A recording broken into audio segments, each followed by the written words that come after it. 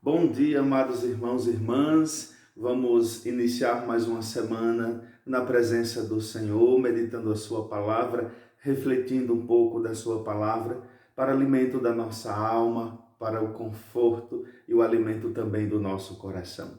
Convido você a acompanhar essa reflexão. Antes também dar o seu like, dar o seu joinha, né? Clica lá no joinha para que você possa nos ajudar a levar as nossas reflexões a mais pessoas através desta plataforma do YouTube.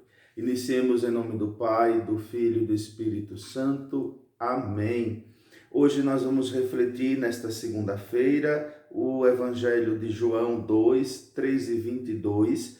João 2, 13 e 22, e nos diz o seguinte, este Evangelho. Estava próxima a Páscoa dos judeus e Jesus subiu a Jerusalém. No templo, encontrou os vendedores de bois, ovelhas e pombas e os cambistas que estavam aí sentados. Fez então um chicote de cordas e expulsou todos do templo, junto com as ovelhas e os bois. Espalhou as moedas e derrubou as mesas dos cambistas e disse aos que vendiam pombas: Tirai isto daqui, não façais da casa do meu pai uma casa de comércio. Seus discípulos lembraram-se mais tarde que a Escritura diz: O zelo por tua casa me consumirá.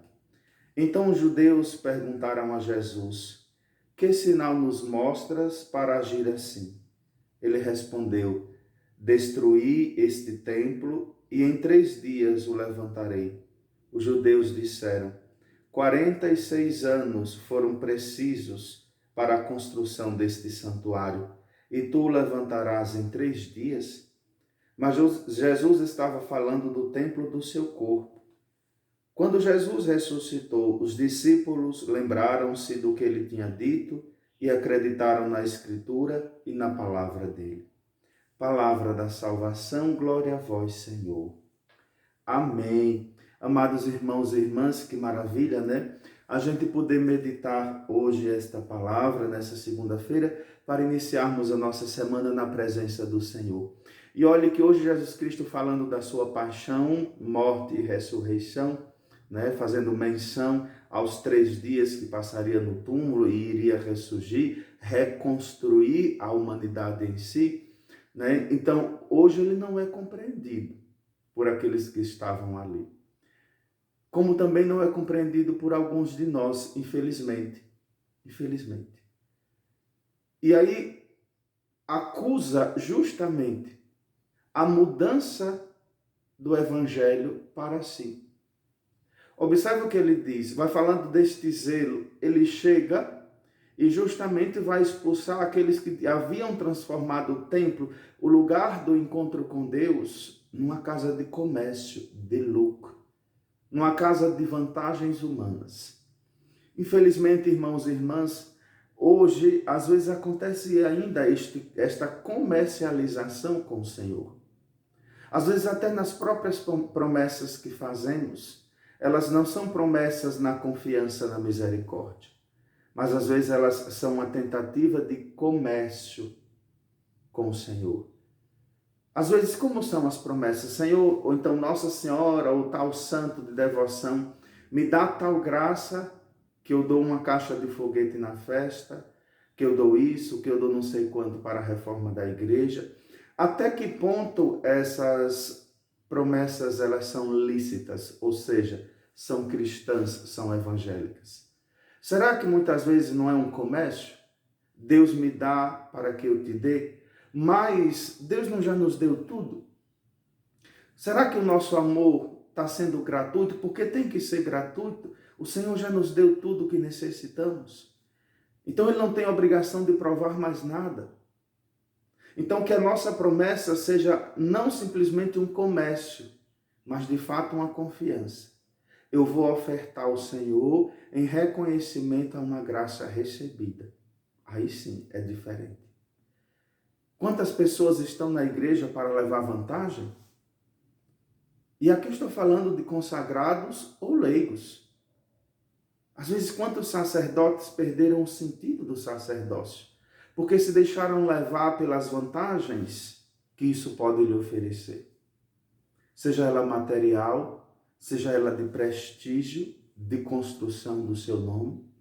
Como também muitos leigos, às vezes a dificuldade de coordenar bem, coordenar para a igreja e não coordenar para si, porque esqueceu que o centro é Jesus Cristo. Porque às vezes entende que essa coordenação é minha oportunidade de brilhar, de fazer o meu nome na igreja. Que tristeza quando alguém chega para o padre na paróquia e diz: Padre, me dê uma oportunidade na paróquia. A frase não deveria ser essa. Me dê uma oportunidade, porque não é uma empresa. Você não está apresentando um currículo para ser avaliado. Então a pergunta não deve ser: me dê uma oportunidade. Mas a frase deveria ser: Padre, estou disposto a servir. Onde posso servir na paróquia, na igreja? Irmãos e irmãs, às vezes nós continuamos, ainda hoje, infelizmente, transformando a igreja, a casa do Senhor, numa casa de comércio, onde eu estou não para adorar, onde eu vou não para rezar gratuitamente e por amor, mas eu vou para tentar comprar Jesus Cristo com a minha oração. Por isso que muitas pessoas às vezes rezam e já esperam logo a graça. Muitas pessoas rezam e já entendem que Jesus tem a obrigação de dar. E quando ele não dá, se queixa, reclama, às vezes procura o padre para se queixar de Jesus. É triste às vezes analisar isso. Então a gente olha esse evangelho hoje e a gente vê que já lá era errado, era pecado, desagradava ao Senhor, não mudou. Ainda hoje é assim, desagrada, ofende Jesus Cristo. Pensemos nisso. Às vezes a gente esquece. A gente esquece que, às vezes, as nossas atitudes, elas mais ofendem do que agradam a Jesus. Às vezes a gente esquece que rezar e ter fé é se colocar gratuitamente na presença do Senhor. Que a nossa oração não obriga a Deus a nada, irmão e irmã, nada. Não obriga a Deus a nada. A nossa oração tem que ser um depósito confiante na graça do Senhor. Sabendo que Ele é livre, que Ele me dá ou não me dá a graça. Sabendo que a minha oração não obriga Jesus a nada. Mas me obriga a confiar no Senhor. Não transformemos a casa do Pai. Não transformemos a igreja no nosso reduto de realizações meramente humanas das nossas vontades. Mas que a igreja, que a casa do Senhor, a esposa de Cristo, seja o lugar onde dobramos os nossos joelhos e, portanto, a nossa alma, à vontade do Pai. Para que em nós seja feita a vontade dele e não nele a nossa vontade. Irmãos e irmãs, a igreja não é simplesmente o lugar da nossa realização, das nossas realizações. É também isso. Quando somos adoradores, tudo nos realiza. Senão, vai ser sempre uma busca de realização das nossas vontades. Mas aí já nos deixa o exemplo a nossa mãezinha. Faça-se em mim, segundo a tua palavra, segundo a tua vontade. Amém. Que nos abençoe o Deus Todo-Poderoso, Pai, Filho e Espírito Santo. Amém.